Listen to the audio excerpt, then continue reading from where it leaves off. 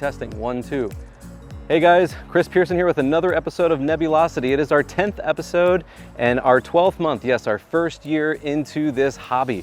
What an experience, what a journey this 12 months has been, a huge learning curve. And I'm just so happy to have been able to start this channel and share these videos with you guys as we go along. Big shout out to the 300 plus subscribers I've gotten in the last couple of months. Very excited about that. Thank you all so much for your support. It means so much to get your comments and feedback as I go through this journey. Whether you're an expert and you've been doing this for a long time, or you're an amateur and you're looking to get into it, everybody is welcome to this channel. So you can see in the background, I've got my usual setup, the Red Cat 51 and the ZWO ASI 2600 MC Pro.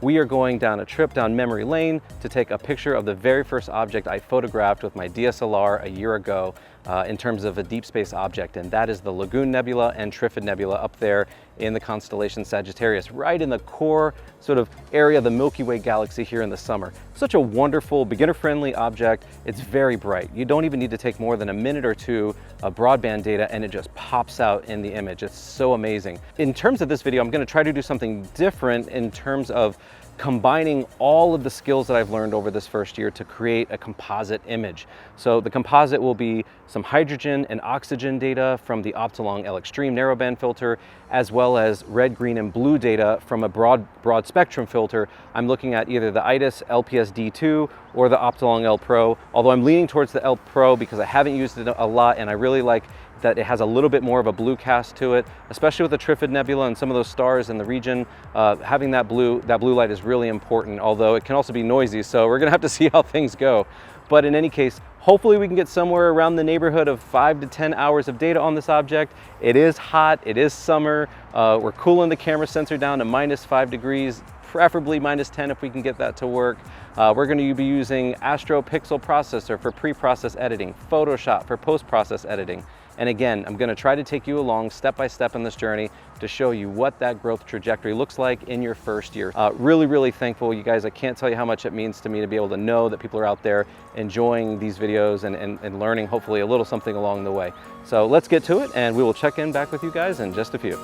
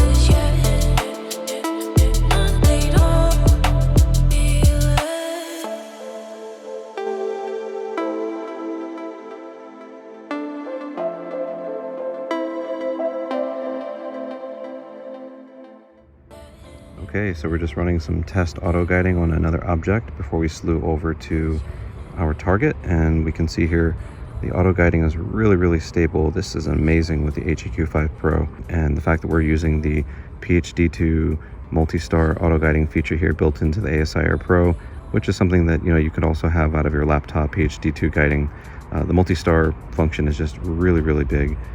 We can see here under 0.75 arc seconds of error, and normally I'm sort of at 1 or even above, so this is pretty good. I like what I see, and hopefully this holds up.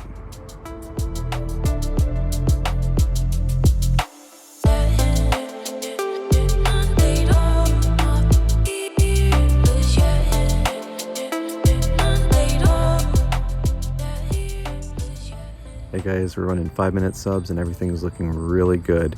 One of the added benefits of this morning, sort of it's 1:30 in the morning and I am being quiet because it's pretty late and the neighborhood is fast asleep.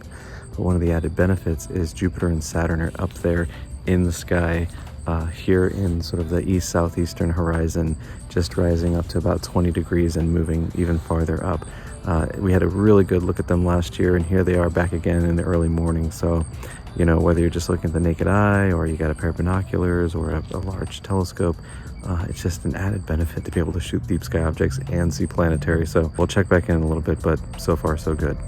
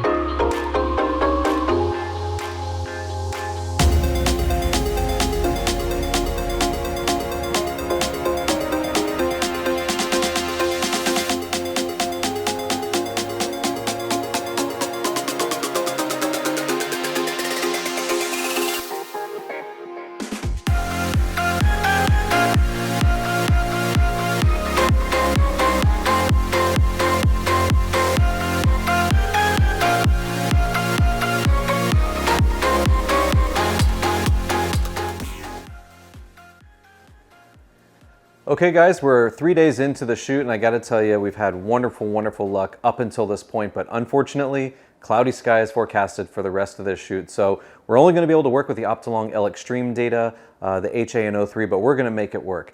Look, before we go any further, I promised that I'd share some tips along the way and things that I learned in my first year. So let's go ahead and dive into it. Recommendation number 1, get to know the night sky. Now this is important. A lot of you may think, oh, I already know the night sky, or I've spent a lot of time outside. Trust me, every single time you go out, you're gonna see something different. And every time of year, every season is different. The types of objects that are in the sky in the summer versus the winter vary. Northern Hemisphere versus Southern Hemisphere. So, you know, take the opportunity while you're still figuring out what camera you're gonna get, where's your location, go out and just observe the night sky and get familiarized with what is in the night sky. The second recommendation is get to know your location or your immediate environment. Now this is really important. It's going to inform a lot of decisions that you're going to have to make with regards to what kind of camera you're going to buy, lenses, telescopes, everything.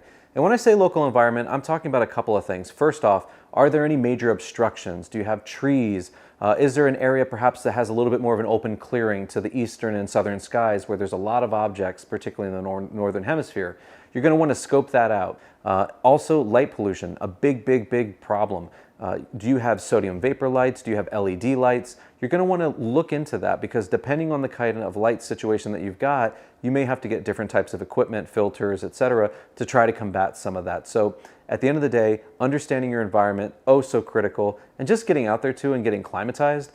Being used to being outside for hours on end, whether it's cooler temperatures, warmer temperatures, you may not be used to that. So you want to get a little bit, more familiar with that before you start setting up your rig and spending multiple hours, under the beautiful sky. The third recommendation is start simple with your camera. I use the digital camera. I purchased one, under $1,000, and it also included a kit lens, which was great. And I think that's really a good way to start because DSLRs in particular, there's a lot of features there that carry over into the astronomy cameras, things like gain settings, ISO settings, f-stop, f-ratios, focal length. There's just so much in a digital camera and a lens, even a kit lens, and they're a lot of fun too. You can go out and shoot things. I shot Comet Neowise last year. I shot some of the planetary objects like Jupiter and Saturn. You can get stars, bright stars, Vega, Arcturus. It's just a lot of fun, and again, sort of builds on understanding your environment, seeing what sort of light pollution you have. The data from a DSLR will help you do that, and at a relatively low cost. Before you dive into one-shot color cameras, mono cameras, and all of that, my first 12 months, I spent quite a bit of time with a DSLR, and I still love it. I hope to continue doing DSLR astrophotography as well as with my dedicated astro cameras. Now, my fourth recommendation is get yourself a wide field setup, whether it's your DSLR with a wide kit lens or something like the Rokinon 14 millimeter 2.8 that I've got, or the Sigma 1.4 24 millimeter. There's so many camera lenses out there that are super wide field. Or you get yourself a short refractor telescope like the Red Cat 51 or many others. These kinds of telescopes are great for a couple of reasons. First of all, they just tell a dynamic story. If you've ever seen a wide field shot, it's just so rich. It's so involved with so many objects in it. It's beautiful. The second thing is in terms of guiding, right? Looking to get sharp stars, a wide field setup would be more forgiving. You can take 1-2 minute exposures and still have relatively sharp stars with a setup like this, versus a very long focal length like my 1200 millimeter Newtonian reflector. That requires a lot more auto guiding. So a good wide field setup is a great way to get started, whether it's with that lens or with a refractor telescope. That's definitely what I would recommend, and something that I did in my first 12 months that made it a lot more enjoyable for sure. Okay, now I mentioned guiding and tracking. Well, how do you do that? With a mount. So what you're going to want to get with this fifth recommendation is a German equatorial mount. That's different than the Alt-Az mount that my big Dobsonian telescope is on, which simply sort of moves left and right. The German equatorial mount tracks the night sky as it rotates across, up and over. So it keeps the frame identical sort of where it is in a fixed position, no matter how the stars are sort of turning up and over the sky.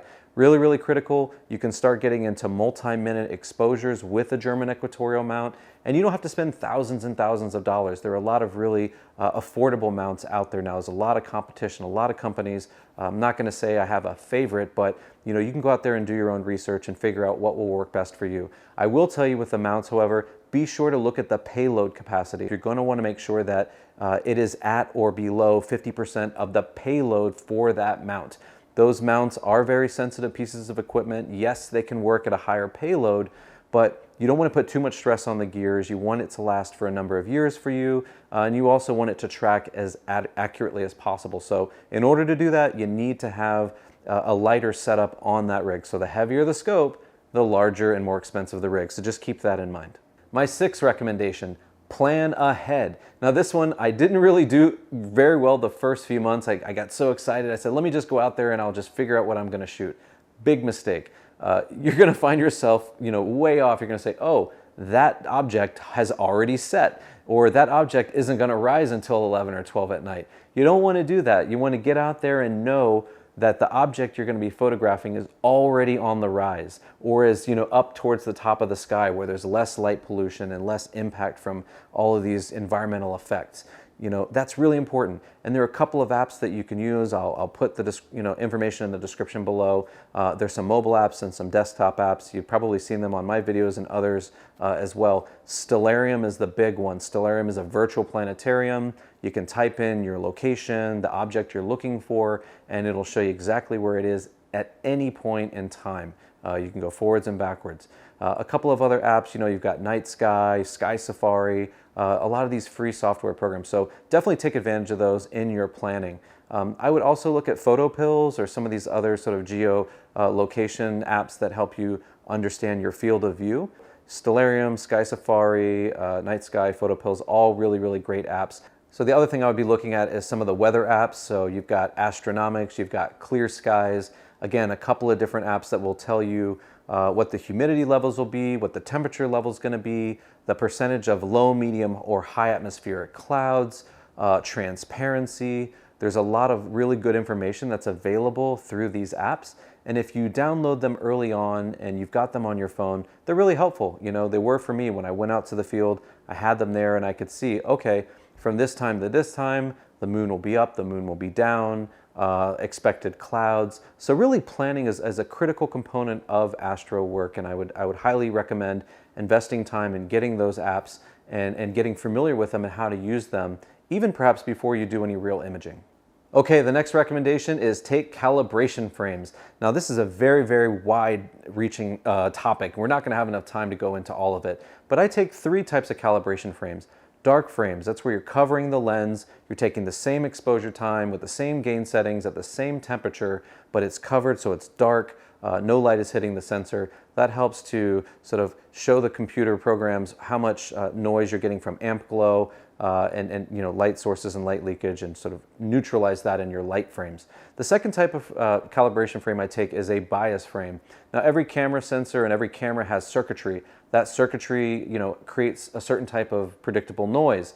And so by taking the very fastest shutter speed shot you can with your camera, and in my case with my Canon EOS 80D, that's 1/8,000th of a second, you take a bunch of those with the cover on it, so again it's a dark setting, you'll be able to, again, tell the computer program when you do your processing what's the natural sort of current noise that comes through the sensor.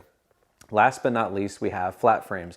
Now this is perhaps the most complex one, and it's one that I'm still working on even now, a year into the hobby. So don't feel frustrated if you don't understand flat frames or how to take them. It's definitely something that you have to sort of research with respect to your own camera sensor, your optics, and the kinds of gear that you're going to need. But in short, I can say that the flat frame, what it's trying to do is it's trying to identify any dust motes or any other artifacts that are on your sensor or your lens to reduce that from the image. And if you do it properly, you can even see some of those dust motes in that short exposure, that flat frame exposure, and you feed that into the algorithms to, you know, neutralize those from your picture. So I know that's a very wordy explanation.